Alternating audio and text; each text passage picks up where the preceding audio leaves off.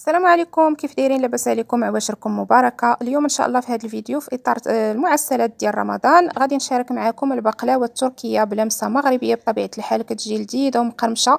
شاركت معكم جميع الاسرار والتقنيات باش تنجح لكم ان شاء الله. نتمنى يعجبكم الفيديو. بطبيعه الحال الا عجبكم خليو لايك تحت منه، اللي مازال ما مشترك في القناه يشترك فيها ويفعل الجرس، ونخليكم مع المقادير وطريقه التحضير. ونبداو على بركه الله. عندي هنا بالنسبه للمكونات عندي نص كيلو ديال اللوز ما يعادل 500 غرام.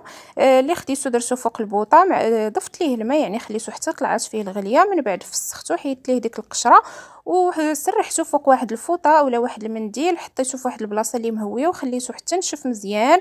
ضروري البنات اللوز اللي غتستعملوه يكون ناشف من الماء باش ان شاء الله ملي تقليوه كيبقى لكم مقرمش لواحد المده طويله. بالنسبه لباقي المكونات عندي هنايا 2 معالق كبار ديال العسل. تقدروا تعوضوه بالسكر ثاني دايما ما عندكمش العسل. عندي هنايا معلقه صغيره ديال القرفه. عندي هنايا الماء الزهر، تقريبا غنحتاج واحد 3 ولا 4 المعالق كبار ديال الماء الزهر، ماشي بزاف.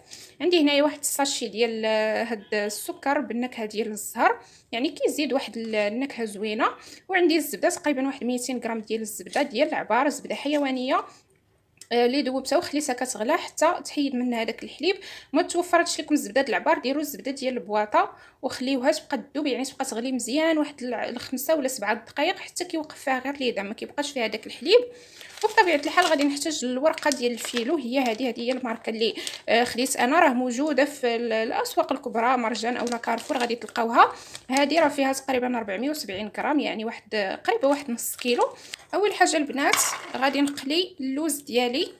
بطبيعه الحال اللوز تنقليوه في الزيت اللي تكون بارده، ما تنقليوش في الزيت سخونه، يعني غادي نضيف عليه الكميه اللي غادي تغطيه ديال الزيت، وغادي نشعل ليه على واحد العافيه متوسطه في البدايه. ملي يبدا يغلي نقص عليه عافيه مهيله، ونبقاو نحركوه مره حتى كيتحمر. ما ديروش اللوز في الزيت تكون سخونه ولا حاميه، غادي دغيا غيبان لكم التحمر، غيتخطف لكم دغيا، غيبان لك التحمر هو القلب ديالو مازال خضر، وبالتالي غادي يجي كلاوي ما غيجيش مقرمش. وها هو اللوز البنات من بعد ما قليتو كيف قلت لكم على عافيه مهيله، راه خدا ليا الوقت، خليتو كيتحمر على خاطرو تاخدا هذا اللون، ما تحمروش اكثر من هكا باش ما يجيكمش مغلوق بزاف وما تجيش فيه ديك البنه ديال الحراق. صافي دابا غادي نخليه يبرد واحد شويه حتى تنقص منه شويه هاد الحراره اللي فيه، يعني يدفى واحد شويه عاد باش نهرمشو. ودابا البنات من بعد ما برد ليا اللوز انا درتو هنايا في هاد الهاشوار وغادي نهرمشو كيف قلت لكم. غادي نخليوه شويه، يعني ماشي غيتعلق، غنهرمشو مزيان ولكن غيبقى مفرست يعني كيتندخ. ودابا البنات غادي نبدا نخلط الحشوه ديالي. غادي نضيف داك الساشي ديال الزهر، غادي نضيف ديك المعلقه الصغيره ديال القرفه، غنضيف تقريبا واحد 3 المعالق كبار ديال الماء زهر، وغادي نضيف ديك الكميه اللي عندي ديال العسل 2 المعالق كبار، وسنخلط هادشي مزيان. يعني تنخدموه هكا غير بمعلقه ولا ممكن تخدموه بيديكم. سنبقى نخلط في دوك العناصر مزيان حتى كيتشربوا ليا داك الماء زهر وداك العسل، كتجي الحشوه هكا معلكه. ودابا غادي ندوز نبدا نشكل البقلاوه ديالي. هنا عندي الورقه ديال الفيلو راني حيدتها من داك الغلاف ديالها. حاولوا تخليوها في واحد الزيف هكا ولا شي فوطه، شي حاجه اللي تبقى ديما مغطيه لانها بسرعه كتنشف.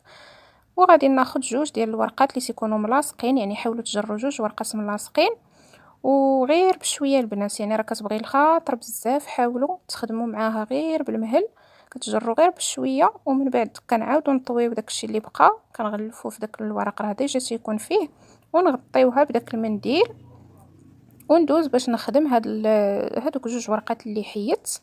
بالنسبه ليا انا غادي نقسم الورقه على 2، يعني هاد 2 ورقات هكا راه بجوج لاصقين، وحده لاصقه في وحده. غادي نقسمهم انا على 2 لاني ما بغيتش الورقه تجيني غليظه بزاف تجيني كثيره، بغيت الحشوه هي اللي تجي اكثر من العجين اولا من الورقه. هادشي علاش بالنسبه لكم نتوما ممكن تستعملوا الورقه كامله تروليوها، هذا فقط كاختيار. انا بالنسبه ليا كتجيني هكا افضل، كتجي رقيقه ومقرمشه اكثر. المهم كيف شفتوا راني شديت الورقه اللي قطعت، يعني الورقات بجوج، دهنتهم مزيان بالزبده دايبه.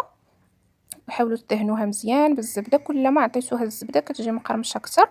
ومن بعد كنستف ديك الحشوه ديالي هكا في الجنب في الحاشيه. الكميه ديال الحشوه كتبقى حسب الاختيار، بغيتو تقلوا يعني تزيدوا اكثر من هكا اولا تنقصوا تيبقى لكم الاختيار. ومن بعد تنبدا نرولي بهذه الطريقه كي كتشوفوا غير بشويه، نبقى غاديه معاه غير بالمهله، راه بسهوله كتقطع، ولكن الا شديتو مع الخاطر راه ما ان شاء الله ما غاديش تمحنكم، غتصايب معكم بسهوله. ومن بعد تنحاول تنبدا نكمش هكا داك الورقه ديالي غير بيدي، يعني غير باستعمال اني كنشد من واحد الجهه وكندفع من الجهه الاخرى بصباعي. غادي تلاحظوا اني كنشد بواحد الجهه بواحد اليد وكندفع باليد الاخرى. حاولوا تخليوا واحد شويه د الفراغ ما بين كل رولو ورولو باش يتحمر لكم حتى من الجناب ويجي مقرمش، ما تلصقوهمش مع بعضياتهم. وغادي ندوز نخدم العجين اللي بقى ليا اولا داك الورقه ديال الفيلو حتى هي بنفس الطريقه كنروليها. كنحاول نكمش هكا داك الورقه ديالي، كنشدها وكندفع، كنشد بواحد اليد وكندفع بالاخرى. وغادي نحطها حتى هي في اللاطه كيف قلت لكم، حاولوا تباعدوا ما بيناتهم ما تلصقوهمش بزاف. وصافي نبقى مستمره بنفس الطريقه حتى نكمل الورقه ديال الفيلو اللي عندي كامله والحشوه كامله، يعني كيجيني بهذا الشكل هذا. صافي اخر حاجه غادي ندهن بديك الزبده اللي بقات ليا. الزبده كيف قلت لكم كندوبوها مزيان ما يبقاش فيها داك الحليب اولا الماء، وتندهن مزيان دوك يعني هاد العجين ديالي من الفوق. وغادي ندخلها للفران اللي تيكون الحراره ديالو يعني تنكونوا مسخنينه من قبل، ولكن العافيه تكون متوسطه، يعني نخليوهم يطيبوا على خاطرهم باش كيتقرملوا لينا من الداخل ومن برا ويتحمروا ياخذوا واحد اللوين زوين. وصافي تنخرجوها. وبطبيعه الحال قبل ما ندخلوها للفرن فكندوزو هكا بالموس، كنقطعوا قطع يعني على حسب الحجم اللي كتفضلوا نتوما.